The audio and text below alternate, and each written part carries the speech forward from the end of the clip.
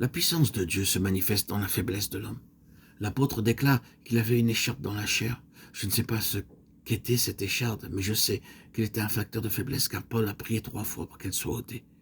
Mais Dieu lui a répondu, « Ma grâce te suffit, car ma puissance s'accomplit dans la faiblesse. » Comment la puissance du Seigneur peut-elle se manifester à la perfection dans un homme faible? Le christianisme, ce n'est pas l'absence de faiblesse, ni seulement la manifestation de la puissance divine. Le christianisme, c'est la manifestation de la puissance divine dans la faiblesse humaine, dans le vase de terre. Le christianisme ne fait pas de nous des êtres angéliques, mais des êtres humains dans lesquels la faiblesse n'empêche pas la puissance divine de se manifester.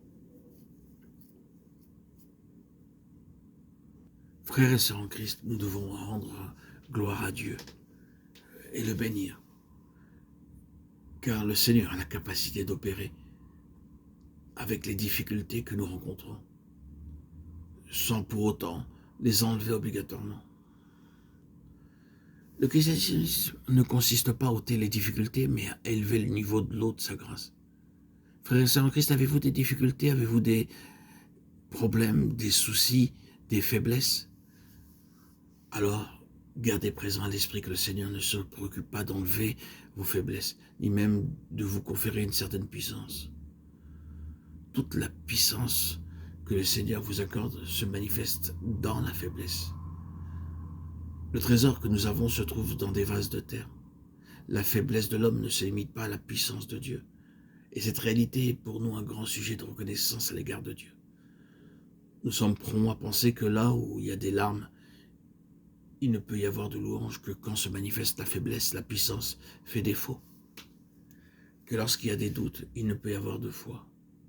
Mais permettez-moi de dire ceci. Dieu veut nous amener à reconnaître que si quelque chose de l'homme subsiste, cela signifie simplement qu'un vase de terre est nécessaire pour contenir le trésor divin. Par conséquent, lorsque nous sommes conscients que nous faiblissons intérieurement, ne laissons pas la porte ouverte à la dépression, mais au Seigneur. Et le trésor brillera d'autant mieux que son écrin est un vase de terre.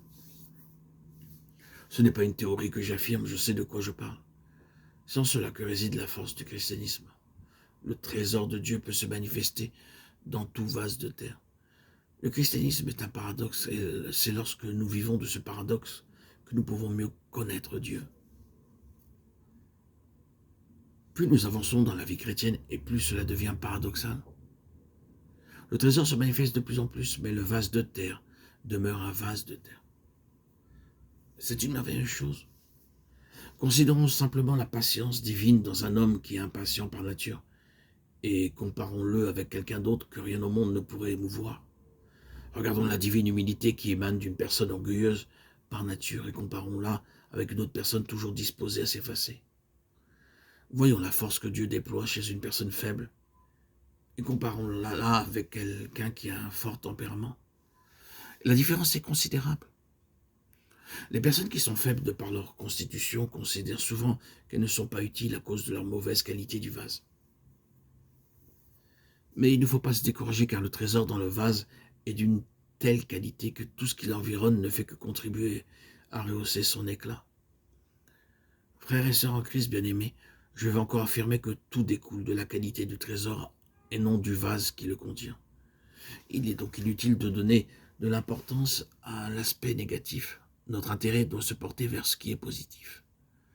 Le Seigneur est tout-puissant pour se manifester dans la vie de chacun d'entre nous. Et lorsque cela se réalisera, nombreux sont ceux qui pourront voir le trésor.